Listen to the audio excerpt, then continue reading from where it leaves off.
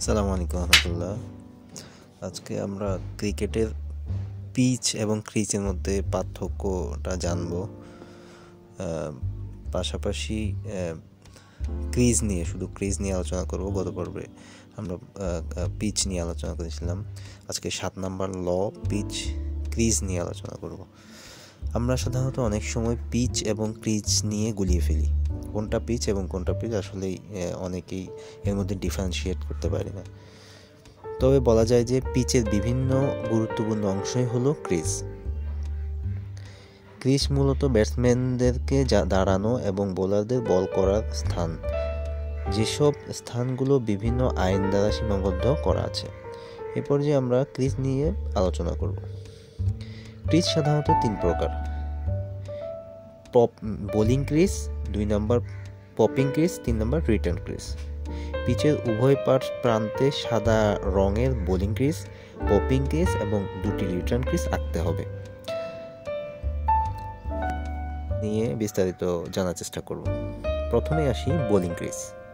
স্টাম্পগুলোকে মাঝখানে রেখে একই লাইন বরাবর উভয় প্রান্তে বোলিং ক্রিজ আঁকতে হবে, যার দৈর্ঘ্য হবে 8 ফুট 8 ইঞ্চি। বলতে বোলিং ক্রিজের সামনে সমান্তরালভাবে টানা রেখাকে বোঝায়, যার উপর দাঁড়িয়ে সাধারণত ব্যাটসম্যান ব্যাটিং করে থাকেন। এটা স্ট্যাম্পগুলোর কেন্দ্র থেকে 4 ফুট বা 1.22 মিটার দূরে হবে।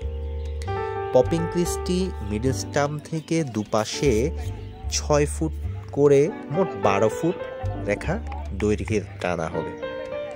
তবে পপিং ক্রিজটি কাল্পনিক দৈর্ঘ্য সীমাহীন বলে গণ্য হবে। তার মানে এটা দৈর্ঘ্যটা কাল্পনিক। এটা সর্বনিম্ন 12 ফুট পর্যন্ত হতে পারে, আর সর্বোচ্চ এটা কাল্পনিক বলা হচ্ছে। এখন আমরা জানার চেষ্টা করব রিটার্ন ক্রিজ।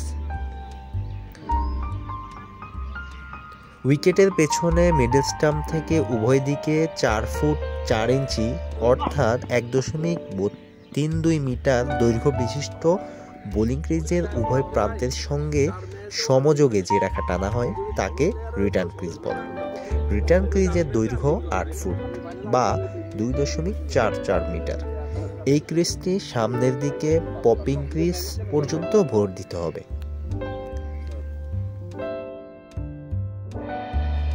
পপিং ক্রিজটি আমরা দেখতে পাচ্ছি, এটা 6 থেকে 12 ফুট পর্যন্ত হতে পারে। এটা অসংজ্ঞায়িত বলা যায়, পর্যন্ত হতে পারে। তারপরে আমরা যেটা বলছিলাম যে রিটার্ন ক্রিজটির দৈর্ঘ্য 8 ফুট 8 ইঞ্চি, পপিং ক্রিজ পর্যন্ত বর্ধিত হবে। এই হলো আমাদের আজকের দ্য ক্রিজ 7 নাম্বার ল। আশা করি এই ভিডিওর পরে আপনারা বুঝতে পেরেছেন যে কোনটা ক্রিজ এবং কোনটা পিচ, এটার মধ্যে ডিফারেন্সিয়েট করতে পেরেছেন। আপনাদের মন্তব্য এবং পরামর্শ আশা করছি। ভালো থাকবেন। আসসালামু আলাইকুম রহমতুল্লাহ।